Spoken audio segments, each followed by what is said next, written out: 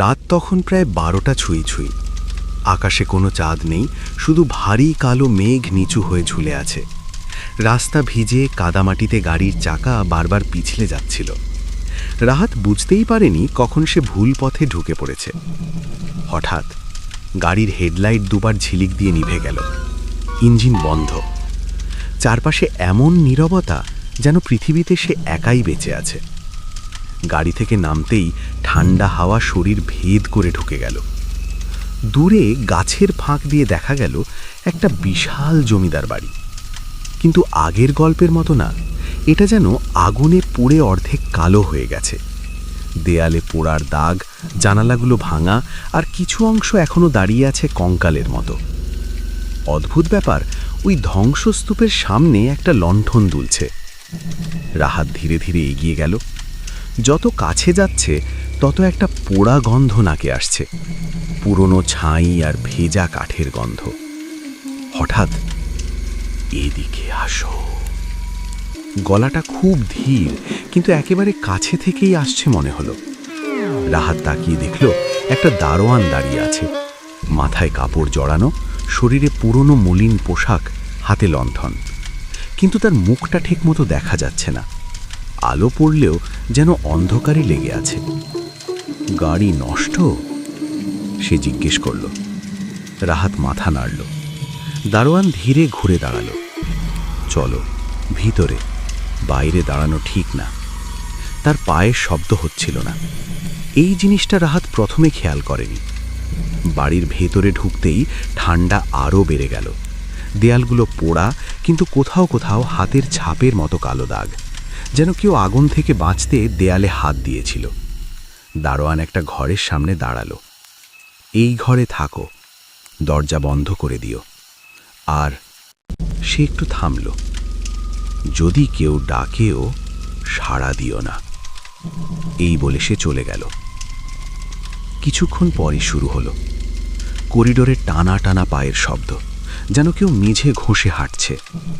তারপর দেয়ালে টোকা, ঠক ঠক ঠক। রাহাত শ্বাস বন্ধ করে শুনছিল। হঠাৎ দরজার ওপাশ থেকে তার নিজের কণ্ঠ, রাহাত, দরজা খোলো, আমি বাইরে আটকে গেছি। তার বুক হিম হয়ে গেল। সে তো ভেতরেই আছে। তারপর শব্দটা বদলে গেল, গলাটা ভেঙে গেল, মোটা হয়ে গেল। খোলো। দরজার নিচ দিয়ে ধোঁয়ার মতো কালো কিছু ঢুকতে শুরু করল।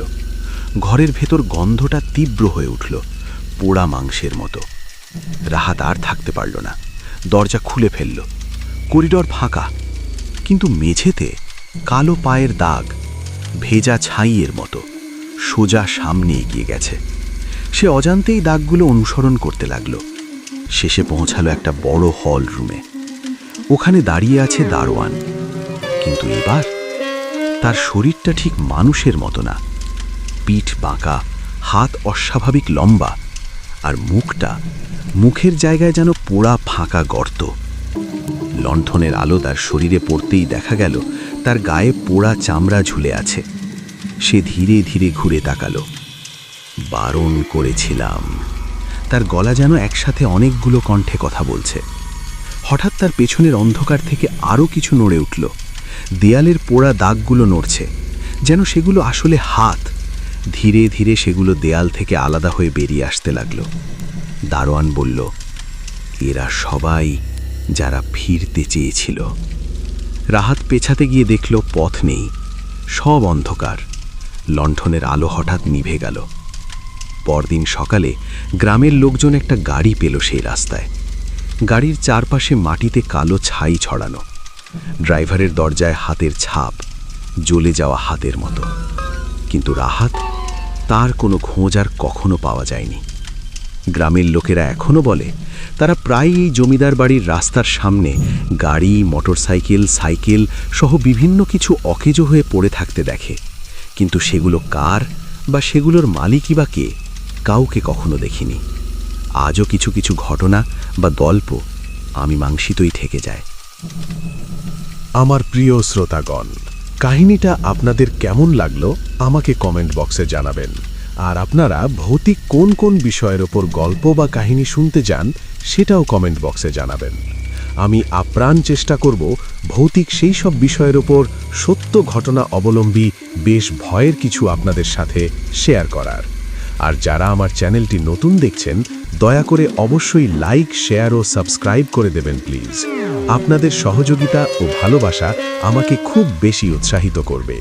ধন্যবাদ।